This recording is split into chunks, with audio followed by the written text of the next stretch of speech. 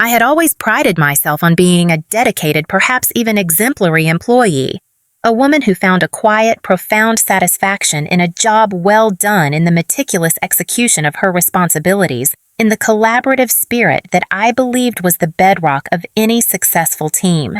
For over a decade, I, Lisa Maxwell, had poured my heart and soul into my career at Innovate Dynamics, a leading software development firm known for its cutting-edge projects and its fiercely competitive yet ostensibly supportive corporate culture. I had climbed the corporate ladder steadily, not through aggressive self-promotion or a network of influential connections, but through sheer hard work, unwavering dedication, and a consistent track record of delivering exceptional results. My colleagues, for the most part, respected me. My superiors, including the enigmatic but generally fair CEO, Mr. Alistair Davenport, and my direct project supervisor, the pragmatic and results-oriented Mark Jenkins, seemed to value my contributions, often entrusting me with complex, high-stakes assignments. I was confident in my abilities, secure in my position, and genuinely enjoyed the intellectual challenges my role as a senior project lead offered. But what made my professional life feel truly complete? What provided that essential sense of camaraderie and security in the often turbulent waters of corporate life was the bond I shared with Sandra Holloway. Sandra was more than just a co-worker. She was, I believed with every fiber of my being, my closest confidant, my trusted ally, my work wife, my friend. We had started at Innovate Dynamics around the same time, two ambitious young women navigating the complexities of a male-dominated industry. We had celebrated each other's triumphs, promotions, successful project launches, glowing performance reviews. We had supported each other through the inevitable setbacks and frustrations, impossible deadlines, difficult clients, office reorganizations that left everyone feeling unsettled. We shared everything, or so I thought, our career aspirations, our anxieties about work-life balance. I was a devoted mother to my bright 10-year-old son Leo, a fact Sandra always seemed to admire and support our dreams for the future, and yes, even the occasional harmless office gossip over lukewarm coffee in the break room. She was the one person at Innovatech I felt I could truly, unreservedly trust. So, when Mr. Davenport announced with considerable fanfare at a company-wide meeting that Innovate Dynamics had secured its largest, most prestigious, and potentially most lucrative contract to date, the development of a revolutionary new enterprise software platform codenamed Project Chimera, and that Sandra Holloway and I, Lisa Maxwell, had been jointly selected to co-lead this critically important high-profile initiative, I felt a surge of unadulterated excitement, a profound sense of professional validation. This was it. This was our chance, our opportunity to truly shine, to showcase our combined talents, to leave an indelible mark on the company, and not, unimportantly, to position ourselves for significant career advancement, perhaps even a coveted vice presidential role that was rumored to be opening up in the near future. I trusted Sandra implicitly, completely. I believed with a naive, almost childlike sincerity that together, as a united, synergistic force, we would navigate the inevitable challenges of Project Chimera and deliver a resounding career-defining success. I envisioned us side by side, a formidable female leadership duo, shattering glass ceilings and exceeding all expectations. However, unbeknownst to me, hidden beneath Sandra's effusive congratulations, her enthusiastic pronouncements of our dream team partnership, her seemingly unwavering support, a different, far darker, and infinitely more treacherous agenda was already beginning to take root. Sandra, my trusted friend, my supposed confidant, had already begun to meticulously, insidiously lay the groundwork for her own Machiavellian plans. Plans that would not just jeopardize Project Chimera, but would threaten to destroy everything I had worked so tirelessly, so honestly to build my career, my reputation, my very professional existence. At first, in the initial heady weeks of Project Chimera's launch, everything seemed to be progressing remarkably smoothly, almost too smoothly. If I had been less trusting, less consumed by the sheer excitement of the endeavor. We met regularly. Sandra and I, our planning sessions filled with a dynamic energy, a seemingly shared vision. We delegated tasks efficiently to our hand-picked team of talented developers, analysts, and QA specialists. We brainstormed innovative solutions to complex technical challenges, our ideas often sparking off each other in a way that felt genuinely collaborative, deeply synergistic. I felt invigorated, challenged, and more professionally fulfilled than I had in years. I was in my element. But as the weeks bled into months, as the initial honeymoon phase of the project gave way to the grueling day-to-day realities of tight deadlines, unexpected technical hurdles, and the ever-present pressure to deliver, I started to notice small, almost imperceptible, yet undeniably strange inconsistencies in the project's execution, in the team's dynamics, in Sandra's own behavior. Files, crucial design specifications I was certain I had saved to the shared server would mysteriously go missing only to reappear days later, slightly almost untraceably altered. Important client emails, which I had meticulously CC'd to Sandra and the entire core team, would somehow get lost in her inbox, leading to missed follow-ups and embarrassing apologies. There was a growing, almost palpable sense of tension, of unspoken frustration amongst some of our key team members, a subtle but persistent undercurrent of disquiet that I couldn't quite put my finger on, couldn't quite identify the source of. Then, one particularly stressful Tuesday morning, just days before a critical milestone presentation to Mr. Davenport and the entire executive board, I received an anonymous internal email sent from a clearly disposable, untraceable company alias. The subject line was stark, ominous, urgent, critical discrepancies in Phoenix Project Q2. Progress report. Immediate attention required. Somewhere along the line, Project Chimera had been internally and rather grandiosely redubbed Project Phoenix by upper management, a symbol of its transformative potential for the company. My heart lurched. The Q2 progress report was a document I had personally compiled, a document Sandra had supposedly reviewed and approved. The email, brief and to the point, contained a single damning screenshot. It highlighted several key data entries within the financial projections section of the report entries that were now inexplicably, wildly, catastrophically inaccurate. These weren't minor typos. These were fundamental errors in calculation errors that made our entire project budget look irresponsible, our projected ROI ludicrously optimistic.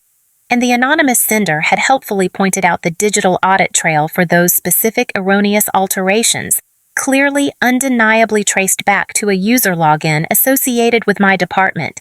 Indeed, with my specific workstation logged in during a time when I was, according to my own calendar, supposedly in a lengthy off-site client meeting.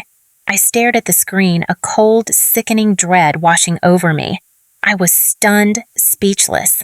I knew with an absolute unshakable certainty that I hadn't made those changes.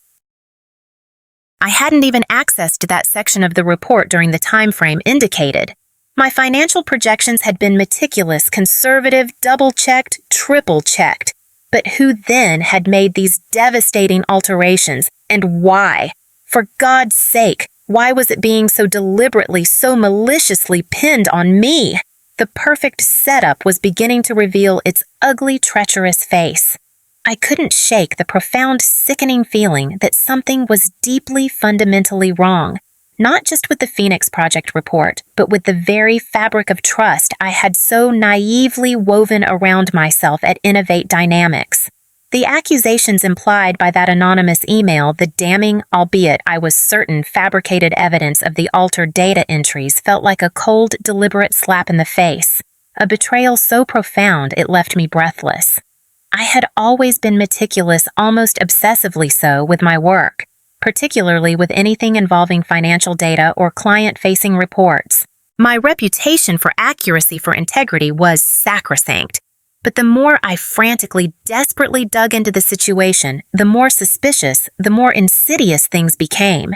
I immediately tried to access the original version of the Q2 report on the shared server, the version I was certain I had finalized and backed up just days before. It was gone. Vanished. In its place was only the altered, erroneous version, the one with the incriminating digital timestamp. My own local backup copy, which I always kept on a secure external drive. Also inexplicably corrupted, unopenable. A coincidence, highly terrifyingly unlikely. I checked my sent emails, my calendar, my meeting notes, trying to reconstruct the timeline, trying to find any logical explanation, any alibi, any shred of evidence that would exonerate me from this nightmare. I discovered to my growing horror that several key email correspondences related to the financial projections emails in which I had specifically discussed my data sources and calculation methodologies with Sandra had been mysteriously selectively deleted from my sent items folder and even from the company's archived email server. According to a quick, panicked, and ultimately fruitless check with our overworked IT department, who vaguely mumbled something about intermittent server glitches and data retention policies. Important project updates. Critical status reports that I was certain I had circulated to the entire executive team, including Mr. Davenport now appeared according to their confused and increasingly irritated responses to my frantic inquiries to have been inexplicably sent to the wrong, entirely irrelevant distribution lists, to junior marketing interns, to the facilities management department, to people who had absolutely no business, no involvement whatsoever in the Phoenix project. As I frantically, almost obsessively went through the various project reports, the shared documents, the collaborative spreadsheets, I began to realize with a sickening, dawning clarity that the discrepancies, the errors, the miscommunications were becoming more frequent, more significant, more targeted. My team's work, my work was being systematically, insidiously tampered with. It felt as though some unseen, malevolent force was deliberately, methodically trying to sabotage not just the Phoenix project, but my leadership of it, my very career at Innovatech. And the more I thought about it, the more I replayed recent interactions, recent meetings, recent seemingly innocuous conversations, the more one name, one smiling, duplicitous face began to loom larger and larger in my terrified, bewildered mind. Sandra Holloway. Sandra, my trusted friend, my supposed partner. Sandra, who had co-lead responsibility for the project. Sandra, who had full unrestricted access to all the project documents, all the shared drives, all the internal communications. Sandra, who had, I now recalled with a chilling retrospective clarity, been a little too eager to help me with the financial projections section of that Q2 report, offering to just quickly double-check a few figures for me while I was tied up in that lengthy off-site client meeting. Sandra, whose ambition I now realized with a jolt, had always burned with a fierce, almost desperate intensity. An intensity I had once mistaken for laudable professional drive, but now saw in a far more sinister, competitive light.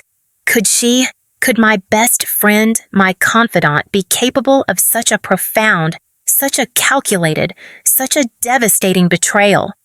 The thought was almost too horrific to contemplate a betrayal not just of professional ethics, but of a deep, long-standing and cherished personal bond. I knew with a certainty that was as cold and hard as a shard of ice in my gut that I couldn't let this insidious campaign of sabotage, this malicious attempt to frame me, continue any longer.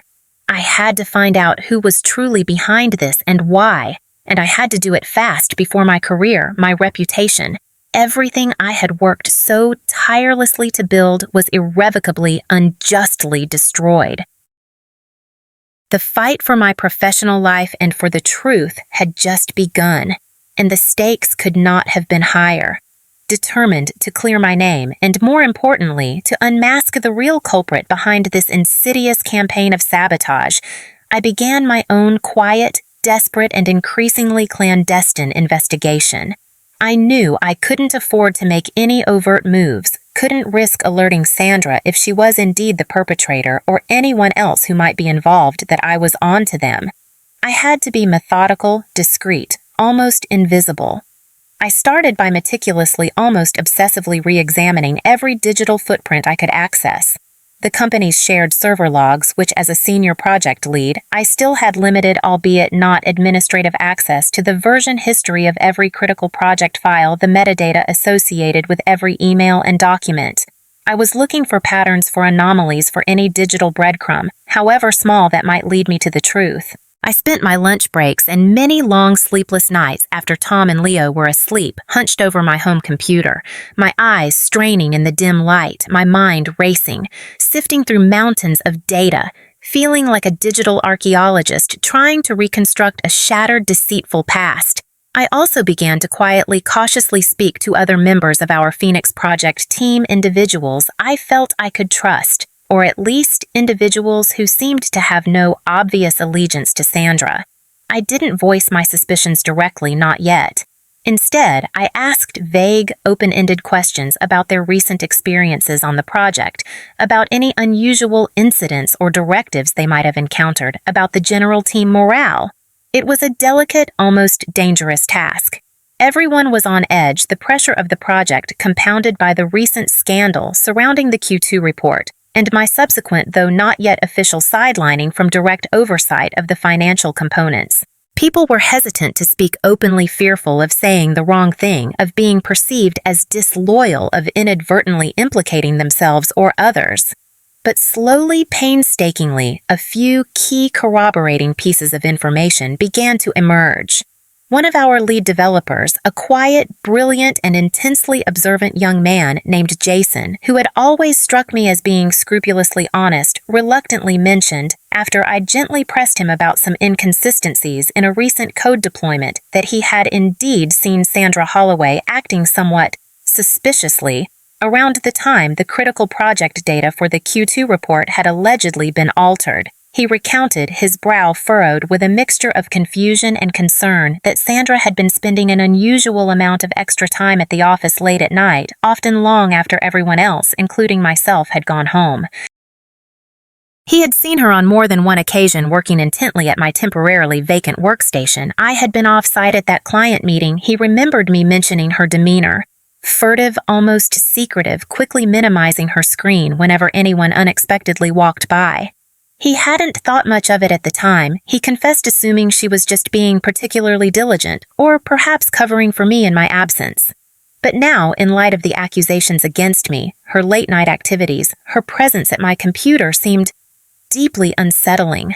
Another team member, a junior business analyst named Maria, tearfully confessed to me during a discreet coffee break that Sandra had a few weeks prior directly instructed her to make several minor adjustments to some of the raw financial data that was being fed into the Q2 report data that Maria herself had initially compiled. Sandra had claimed these adjustments were merely to correct some small input errors and to better align the projections with Mr. Davenport's strategic vision. Maria, being new to the team and eager to please a senior lead like Sandra, had complied without question, though she admitted with a visible tremor in her voice that some of the adjustments had felt intuitively wrong, overly optimistic almost, fabricated.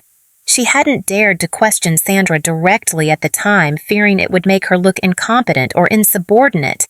But now she was consumed with guilt, terrified that she had inadvertently played a role in my current predicament.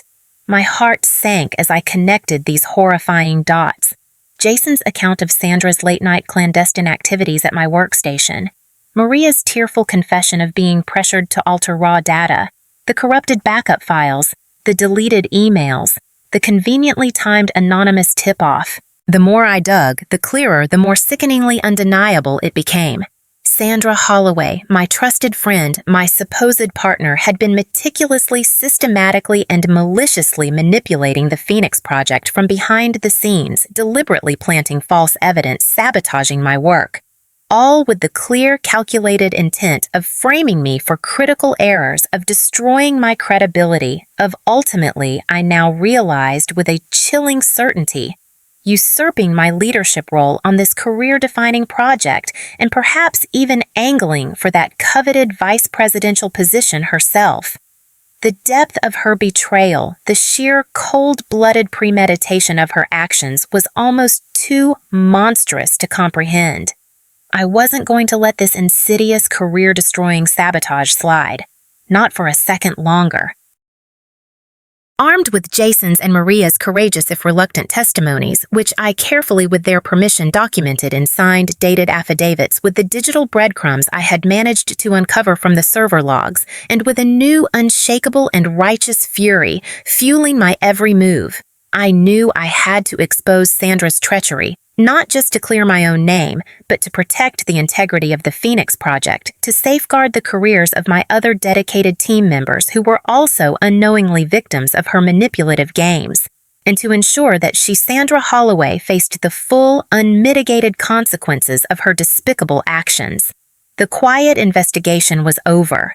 The time for direct, decisive, and very public confrontation had arrived. With the undeniable, chilling truth of Sandra's treachery now firmly, if painfully, established in my mind, and with a growing arsenal of meticulously gathered corroborating evidence clutched in my trembling but resolute hands, I knew it was time to confront her, to expose her lies, to reclaim my professional honor.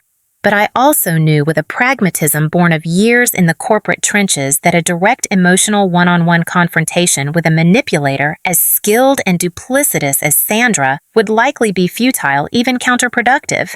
She would deny, she would deflect, she would twist my words, perhaps even try to paint me as the unstable, paranoid one. No, if I was going to bring her down, if I was going to ensure that justice was not only done, but was seen to be done, I needed to do it strategically, publicly, and in a forum where her usual tactics of charm and deceit would be rendered powerless against the cold, hard weight of irrefutable facts. I spent a sleepless night carefully reviewing every piece of evidence, every witness statement, every digital footprint, organizing them into a clear, coherent, and utterly damning narrative. I then drafted a formal, detailed memorandum addressed directly to Mr. Davenport, the CEO, and CC'd to Mark Jenkins, our project supervisor, and pointedly to Ms. Reynolds from the Human Resources Department. In this memorandum, I calmly, factually, and without undue emotional embellishment, laid out my case, the initial unfounded accusations against me, the subsequent discovery of altered data and deleted communications, the eyewitness accounts from Jason and Maria detailing Sandra's suspicious activities and her direct instructions to manipulate project data, and the clear, undeniable pattern of sabotage that pointed directly, unequivocally to Sandra Holloway as the sole architect of this malicious campaign to discredit me and usurp control of the Phoenix Project. I concluded by formally requesting an immediate high-level meeting with all relevant parties, including Sandra, to present my findings and to demand a full, impartial, and transparent investigation into her conduct. I attached copies of all supporting documentation. I hit send with a heart that was pounding a mixture of trepidation and a fierce, righteous resolve. The response from Mr. Davenport's office was surprisingly swift. Within hours, his executive assistant called to schedule the meeting for the very next afternoon in the main executive boardroom. The urgency in her tone suggested that my memorandum and its explosive contents had indeed hit their mark. The atmosphere in that boardroom the following day was thick enough to cut with a knife. Mr. Davenport sat at the head of the long, polished mahogany table, his expression unreadable, but his keen, intelligent eyes missing nothing. Mark Jenkins, our project supervisor, looked visibly stressed, his gaze darting nervously between me and Sandra. Ms. Reynolds from HR was present, a notepad and pen at the ready, her demeanor one of professional, cautious neutrality. And then there was Sandra. She sat opposite me, attempting an air of cool, unruffled composure, but the slight tremor in her hands as she adjusted her water glass, the almost imperceptible tightening of her jaw, betrayed her underlying anxiety. She knew, I sensed, that this was not going to be a pleasant meeting. Mr. Davenport began, his voice calm, but carrying an undeniable weight of authority. Lisa, thank you for bringing these very serious allegations to my attention. I have reviewed your memorandum and the supporting documentation you provided, and frankly, I find the contents deeply troubling. He then turned his gaze, now considerably cooler, towards Sandra. Sandra, you have also, I trust, had an opportunity to review Ms. Maxwell's concerns. Sandra offered a small dismissive laugh, a sound that grated on my already frayed nerves. Alistair Mark, she began, her voice dripping with a feigned, almost patronizing concern. I have indeed seen Lisa's, rather imaginative, accusations. And frankly, I'm shocked. Shocked and deeply hurt that a colleague, a friend, would concoct such a fantastical and frankly defamatory story. This is all clearly a misunderstanding, a result of the immense pressure we've all been under with the Phoenix Project. Perhaps Lisa is feeling a bit overwhelmed, but I was prepared for her denials, for her attempts at gaslighting. With a quiet, steely composure I didn't know I possessed, I systematically, factually presented my case just as I had outlined in my memorandum. I walked them through the altered financial projections presenting the original correct data alongside Sandra's demonstrably falsified versions, highlighting the timestamps, the digital signatures. I presented the recovered emails, the ones Sandra had deleted, the ones that clearly showed her issuing directives that directly contradicted my own or undermining my authority with other team members. I then read aloud, with their permission, the sworn signed affidavits from Jason and Maria. Their words, painting a damning picture of Sandra's late-night clandestine activities, her direct instructions to manipulate data, her subtle but persistent campaign to sow discord and distrust within the Phoenix Project team. With each new piece of evidence presented, Sandra's carefully constructed facade of innocent bewilderment began to crack, then to crumble. Her face, initially composed, turned a sickly shade of pale. She tried to interrupt, to offer counter-explanations to discredit Jason and Maria as disgruntled junior employees or misinterpreting events. But her denials grew weaker, more desperate, her explanations more convoluted, more transparently false. Mr. Davenport and Mark Jenkins listened in stunned, increasingly grim silence. The evidence was overwhelming, irrefutable. The sheer, cold-blooded premeditation of Sandra's actions, the depth of her betrayal, not just of me, but of the entire team of the company itself, was becoming horrifyingly, undeniably clear. When I had finally methodically laid out the entirety of my case, a heavy-loaded silence descended upon the boardroom. Mr. Davenport fixed Sandra with a gaze so cold, so piercing, it could have frozen water. "Sandra," he said, his voice now devoid of any of its earlier neutrality, resonating with a quiet, controlled fury. "Do you have anything at all of substance to say in response to these extremely serious and frankly incredibly well-documented allegations?" Sandra stammered, her eyes darting around the room like a trapped animal searching for an escape, for an ally, finding none. She tried to rally, to offer one last desperate, tearful plea of innocence, of misunderstanding, of being the victim of a jealous colleague's elaborate smear campaign.